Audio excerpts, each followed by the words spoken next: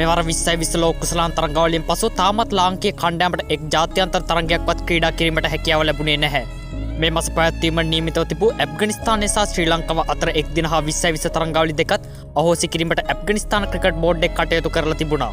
මේ මාසයේදී පැවැත්වීමට තිබූ තරඟාවලි කිහිපය තමයි මේ ආකාරයෙන් නැති වී ගියේ.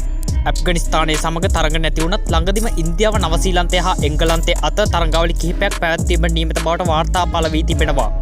ඒ විතරක් නොව ලෝක කුසලාන උණුසුම අවසන් වනවත් සමගම ලාංකීය කණ්ඩායමේ ප්‍රධාන පුහුණුකාරීත්වය දරු සනත් ජයසූරියටත් කණ්ඩායම හැර යාමට සිදු වුණා. ඒ ලාංකීය කණ්ඩායම ලෝක කුසලානයේ තුල දැක්වූ දුර්වල ක්‍රීඩා විලාසයේ හේතුවෙන්. ඒ අනුව සනත් ජයසූරියගෙන් පසුව හිස්වුණු ප්‍රධාන පුහුණුකාරීත්වයට හිටපු දකුණු අප්‍රිකානු ක්‍රීඩක ගැරි කර්ස්ටන් පත් කෙරුණා. ඔහු පුහුණුකාරීත්වයට පත් වුණු සැනින්ම මාධ්‍ය හමුවක් ඇඳවා මෙවන් ප්‍රකාශයක් කර තිබුණා. මම ශ්‍රී ලංකා කණ්ඩායම බාරගත්තේ කණ්ඩායම ආයමත් ගොඩනගන අරමුණින්. මට ලැබිලා තියෙන්නේ වසර 2ක පමණ ඉතා කෙටි කාලයක්. එම කාලය තුළ මම කොහොම හරි මේ කණ්ඩායම තරග ජයග්‍රහණය කරන තැනට රැගෙන යන්න ඕන. ශ්‍රී ලංකා කණ්ඩායම දිහා බැලුවොත් බැටින් බෝලින් ෆීල්ඩින් යන අංශ තුනම අසාර්ථකයි. නමුත් බෝලින් වල පාස් බෝලර්ස්ලා සාර්ථකයි. අපි පුළුවන් තරම් කරන්න ඕන තරග ජයග්‍රහණය කරන එක.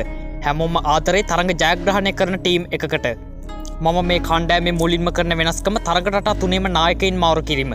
විශේෂයෙන්ම 2020 හා එක් දින නායකයින් යනුවෙන් ඔහු පවසා තිබුණා. ගැරීගේ මෙම කතාව සම්පූර්ණ නිවැරදි. මොකද අපේ කණ්ඩායම මෙතරම් අසාර්ථක වීමට හේතුව නායකයින් පිටිය තුල ගන්න අසාර්ථක තීරණ. ලෝක කුසලානයේදී එංගලන්තයට සහ නවසීලන්තයට එරෙහි තරගයේදී පිටිය තුල නායකයින් ගත් අසාර්ථක තීරණ නිසා උණු දේවල් මම රසිකයන්ට අමුතෙන් පහදලා දීමට අවශ්‍ය නැහැ. නමුත් ගැරීගේ මෙම කතාවට අපේ 2020 කණ්ඩායමේ නායක දසුන් ශානක මෙසේ දෙයක් පවසා තිබුණා. පුහුණුකරුගේ කතාවට මම එකග නැහැ. මම දැක්ක ඔහු කියලා තියෙනවා නායකයින් මාරු කරනවා කියලා. මට ඔහුගෙන් අසන්න තිබෙන්නේ මෙච්චරයි. ඔය තීරණයට වඩා සාර්ථක තීරණයක් තවත් තිබුණේ නැද්ද කියා.